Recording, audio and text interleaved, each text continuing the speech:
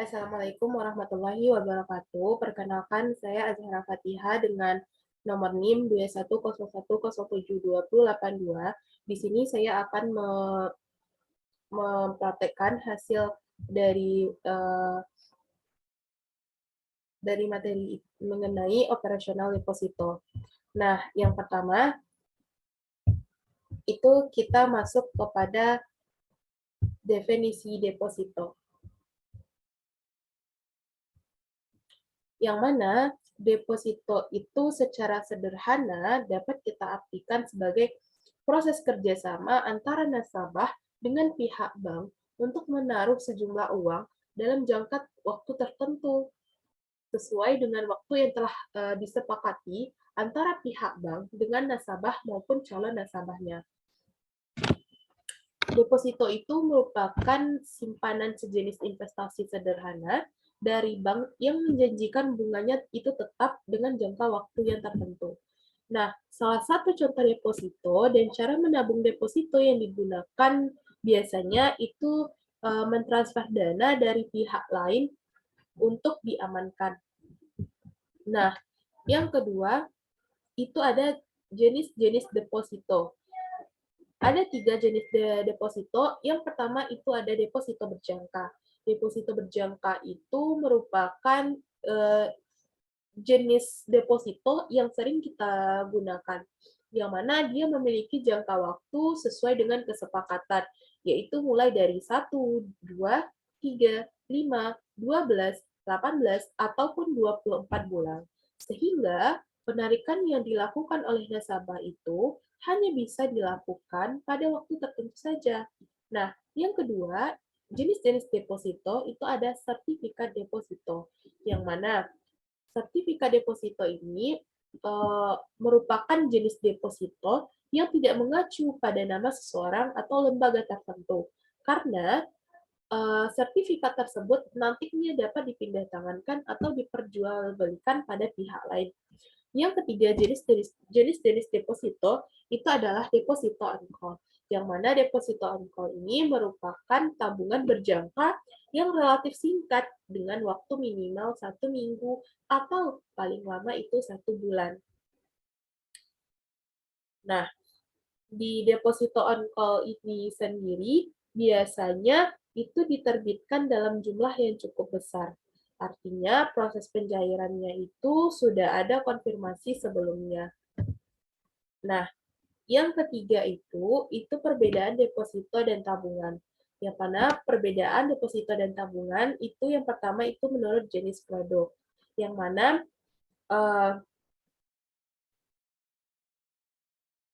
perbedaan mendasar dari tabungan biasa dan deposito. Yang mana tabungan biasa dan deposito itu adalah tabungan biasa yang diperuntukkan untuk menabung saja.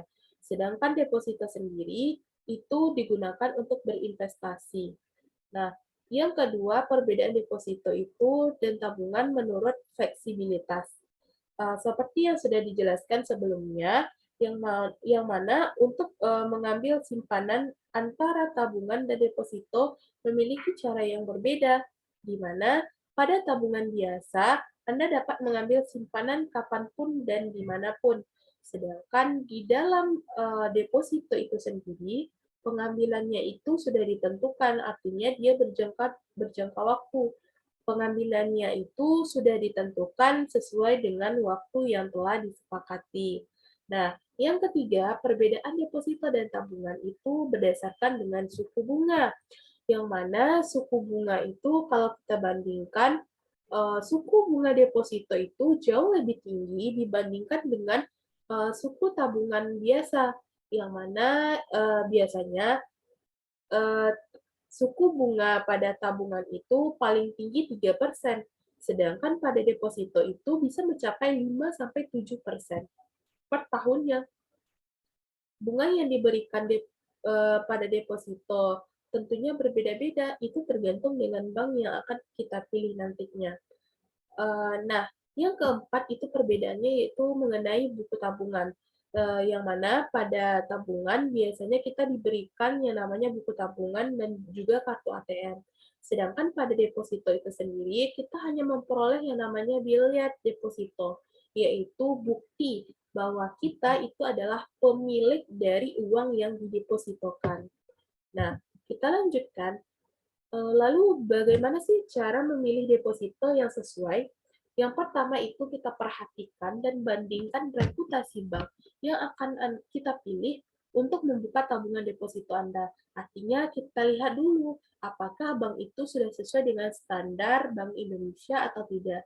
Artinya dia memiliki standar yang baik di mata Bank Indonesia sehingga dia direkomendasikan untuk kita menabung tabungan deposito. Nah, yang kedua caranya yaitu bandingkan manakah jenis deposito yang sesuai untuk Anda. Artinya, sebelum kita menabung untuk deposito itu, kita pastikan dulu jenis deposito mana yang akan kita ambil supaya kita sesuai dengan target yang akan kita laksanakan. Yang ketiga, cara memilih deposito yang baik. Kita waspadai terhadap tawaran suku bunga yang tinggi. Tawaran suku bunga yang tinggi itu harus kita waspadai karena suku bunga yang tinggi di atas ketentuan lembaga penjaminan pinjaman itu harus kita hati-hati. Bisa saja itu merupakan salah satu strategi dalam membohongi kita. Nah, selanjutnya itu apa sih fungsi fungsi deposito itu sendiri? Ya, ada dua fungsi deposito. Yang pertama itu ada fungsi internal. Fungsi internal ini bagi bank itu berfungsi sebagai pemenuhan kebutuhan modal bank dan juga menjaga posisi likuiditas bank. Nah, sedangkan fungsi eksternalnya itu deposito itu merupakan jalan bagi itu penghimpun dana dalam jumlah yang besar.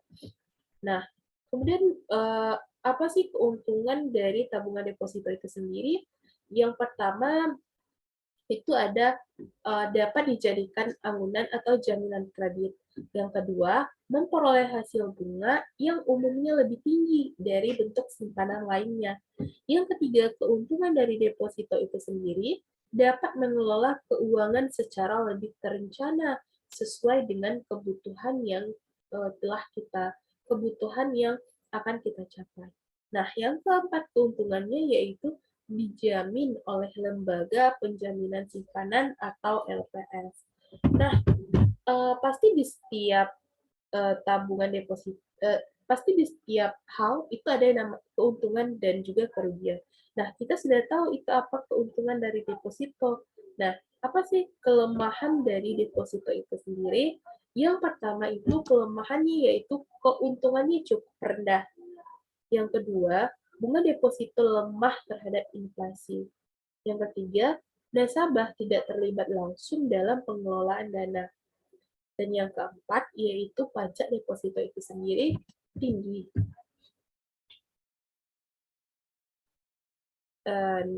Nah, baiklah, terima kasih. Sekian dari saya.